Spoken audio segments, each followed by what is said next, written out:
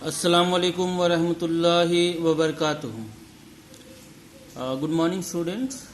Today we will continue the topic absorption of water and minerals, and in which today's topic is diffusion.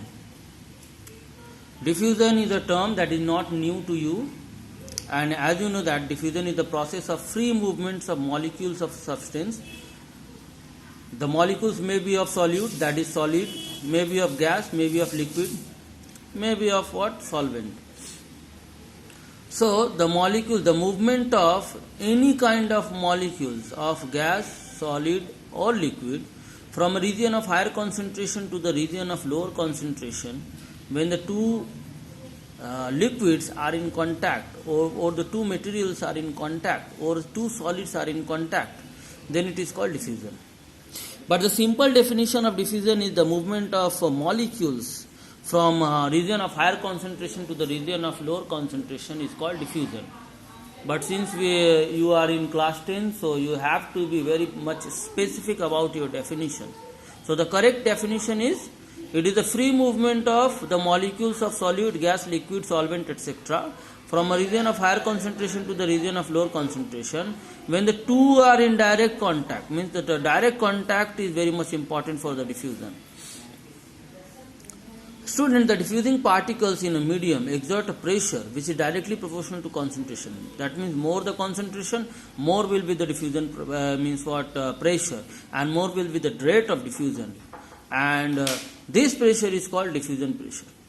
Diffusion particles in a medium exert a pressure which is directly proportional to their concentration. What does it mean? It means that more will be the concentration of the molecules, more will be the what?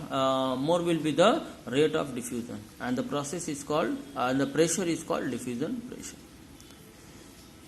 If I cite an example of the diffusion, just suppose place a small tablet of soluble dye or a crystal of potassium permanganate in a beaker containing water. I am showing you the three setup. Here, in this setup, we have put or place a small a small piece of soluble dye or a crystal of potassium permanganate containing water.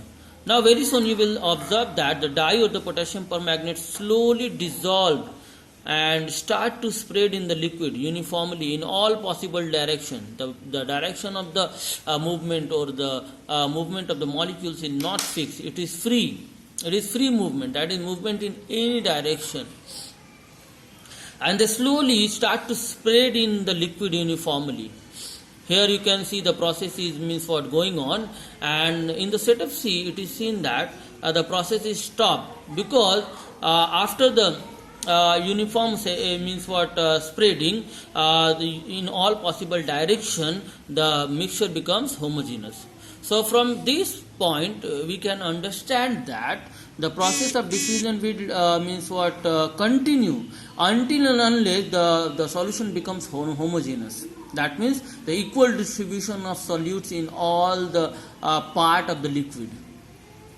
So this is one example of the diffusion. Second example I can give you, that if you open the bottle of the attar, isn't it, or you apply the part of the attar on your body, you will see that if you are in a one room, the smell will gradually spread from you or the source of the attar into the entire room, and even in the second room also.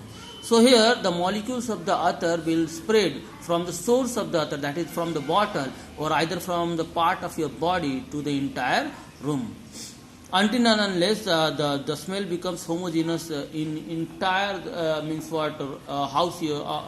entire house. So this is the second example of the diffusion.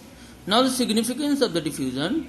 Diffusion is very much important for the means of transport in the plant. Gaseous transport. Here I have missed that one. Means of gaseous transport.